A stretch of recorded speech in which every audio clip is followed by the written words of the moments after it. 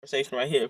Have you ever been mad that you're on the budget and you come out of your house with some fresh air and you look around and recognize that everybody else must be on the budget too because the stores and the parking lots, I mean, they are empty out here. I mean, I got tired of sitting at home. Like, I am not a homebody at all. I want to do some things differently this year. I'm actually trying to go into this Dollar Tree at Michael's to get some stuff to make my vision board with. I'm actually going to put my vision board in a frame. I think that'll just make it, more cohesive for me. I will be happier that way. But I just cannot believe how clear these streets are. I mean, my God, did everybody spend their money at Christmas time? But America will be back at it when the income tax returns come out for some people. I don't qualify on that list. I'm one of the peoples that pay in. Yes, I said peoples. I'm one of the peoples that pay in. So when the income tax time comes around, I'm like, that little Wayne meme where he's all like holding his money like this. That's me. Yeah. So it's Sunday. I'm trying to do some things differently this year, such as focus on bigger things and not smaller things, and focusing on being more intentional and doing the things that I actually want to do. Because a lot of times in life you get carried away in the routine and the habits, and then when you look back over the year or the years, in some cases you're like, this does not look like what I thought that my life should look like. And one of the books that I like that really she said it the best. It's in that book, Eat, Pray, Love.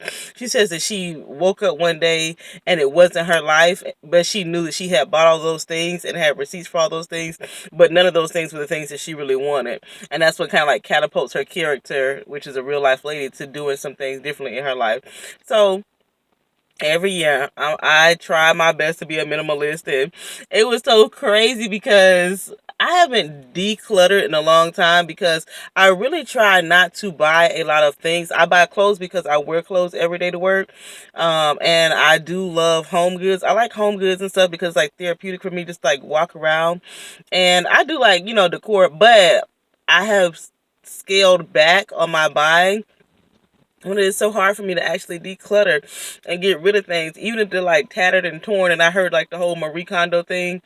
I actually listened to it on a YouTube video. They had the whole book out there.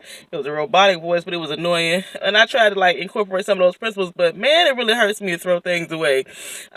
Even if they're like, because I wear my clothes out. Like, I don't just like, most of my clothes, I wear them to shreds. And I started doing that a long time ago because when I first moved here from Florida to Texas, I only came with like 2 carry-ons and 3 boxes. And I had to downsize a lot, like throw away, give away. So the whole idea of minimalism has always been ingrained in me since then, because what I recognize, and I don't know, whenever you move, do you get that feeling where like, this is a bunch of junk that's not even worth anything? You know what I mean? It's like a bunch of clutter or stuff, so I try not to have that.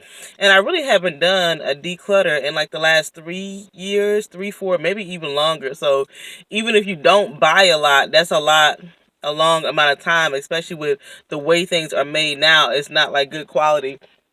Like my friend, a lot of ladies, we love to go to Target and stuff like that.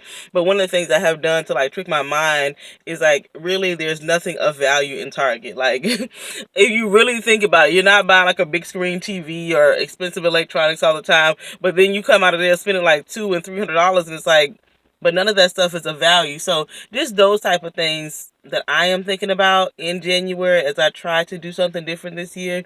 It's really focusing on, the things that are of value to me. But I'm like, is everybody else thinking like that? Because we're all the people. It's like the apocalypse done happened.